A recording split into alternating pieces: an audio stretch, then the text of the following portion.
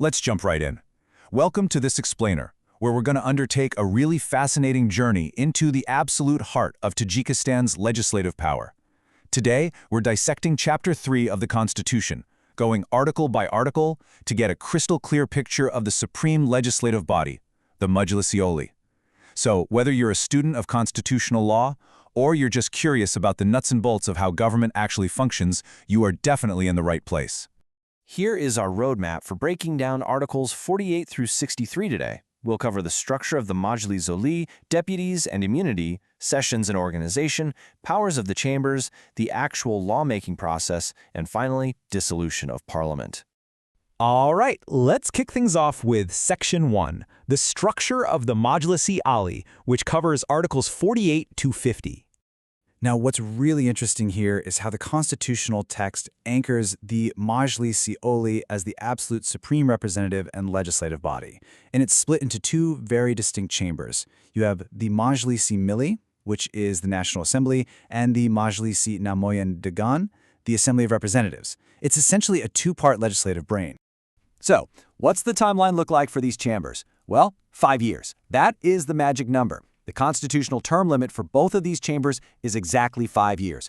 Their authority strictly begins and ends with the convening of a newly elected assembly, which is designed to ensure a very regular, predictable democratic cycle. And looking at Article 49, you really see the brilliant contrast between these two halves. The Majlisi Namoyandagan operates permanently. It's a professional body, and its members are directly elected by the people. On the flip side, you have the Majlisi Milli. They operate on a convened session basis, meaning they aren't working full-time in the chamber. They're indirectly elected. 3/4 are voted in by local deputies, and 1/4 is actually appointed directly by the president. Oh, and here's a fascinating detail. Every former president becomes a lifetime member. But who actually gets to sit in these seats? Well, you can't just walk in off the street. No matter which chamber we're talking about, there is a strict baseline. Every single member must be at least 30 years old, they have to hold a higher education degree, and they must exclusively be a citizen of Tajikistan. So no dual citizenship allowed if you want to make laws here. Moving right into Section 2, deputies and their immunity, focusing on Article 51. These deputies have some serious armor. They are fiercely protected by the Constitution. They're immune from arrest, from search, or being taken in by force without the explicit consent of their respective chamber. And that process has to be initiated by the Prosecutor General. But of course, this protection comes with a trade-off. To prevent conflicts of interest, Article 50 explicitly restricts them from holding outside jobs or running businesses. The only exceptions, they're allowed to engage in teaching, scientific research, and the arts. Next up, Section 3, Sessions and Organization, where we look at Articles 52 through 54. Notice the big operational difference here. Because the Majlisi Milli is not a full-time permanent body, they convene for sessions at least 4 times a year. However, the Majlisi Namoyandagan, being the professional, directly elected body, well, they work a long, continuous annual shift. They run from the first working day of October all the way through the end of June.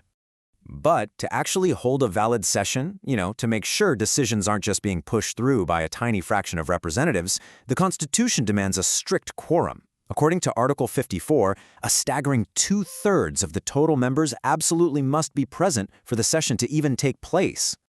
Okay, let's transition to Section 4, Powers of the Chambers, covering Articles 55 through 57. So while the chambers usually do their own thing, Article 55 outlines what happens when both chambers actually sit together. And when they do, they handle massive national decisions. We're talking about confirming the Prime Minister and the government, approving declarations of martial law or a state of emergency, and even authorizing the deployment of armed forces abroad to fulfill international obligations. Huge responsibilities. Now, operating all on its own, the Majlis Milli holds some very unique, specialized authority. Under Article 56, they control the establishment and alteration of territorial boundaries. Plus, they hold massive judicial power. They are the ones electing or recalling the judges of the highest courts, like the Constitutional and Supreme Courts, based on proposals from the president. Meanwhile, the Majlisi Namoyandagan, because they represent the direct will of the voters, handles the practical, everyday machinery of the state. Article 57 hands them control over the economy and foreign relations. So they're passing the state budget, ratifying or annulling international treaties, establishing the Central Election Commission, and even approving state symbols and awards. Now for the really practical part, Section 5, the lawmaking process.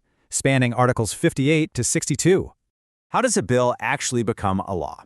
Well, this step-by-step pathway shows the life cycle of standard legislation. It starts with the right of legislative initiative, which is held by deputies, the president, the government, and the Badakhshan Assembly. Next, it has to pass the Majlis Nomoyandagan by a simple majority. After that hurdle, it heads over to the Majlis Milli for their approval. And finally, it lands right on the president's desk where they have a 15-day window to either sign it into law or send it back. But what's truly fascinating here are the exceptions. Not every single law goes through that full four-step process. According to Articles 59 and 60, laws regarding the state budget and amnesty bypass the Majlisi Milli entirely. They are drafted by the government and the president respectively, and then adopted solely by the Majlisi Namayandagan. That effectively gives the directly elected body the exclusive final say on the country's finances. Then, Article 61 introduces a higher tier of legislation, the constitutional law. Because these laws define the very structure and foundation of the state, they carry serious weight, so they require an elevated threshold to pass, not just a simple majority, but a full two-thirds majority in both chambers. And the checks and balances certainly don't stop there. If the president decides to veto one of these constitutional laws and sends it back, overriding that veto is incredibly difficult. For the parliament to override the president, they need an overwhelming three-quarters majority in both chambers insisting on its passage. And finally, Section 6, Dissolution of Parliament, governed by Article 63. To ensure institutional stability, the Constitution makes premature dissolution pretty tough. It only allows for dissolution through a voluntary two-thirds joint vote by both chambers. And even more importantly, to prevent any kind of power grab during a crisis, the Constitution explicitly forbids dissolving the Parliament during a state of emergency or martial law. It's a built-in safety net. So, we've just navigated the complex architecture of Chapter 3, and I want to leave you with this final thought.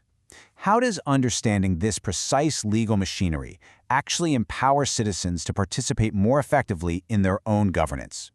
You know, understanding how the budget is passed, how power is balanced between two distinct chambers, and exactly how laws are written, it isn't just constitutional trivia. It is literally the first step to informed, impactful civic participation. Thanks so much for joining me on this explainer, and remember to always keep questioning how the systems around you really work.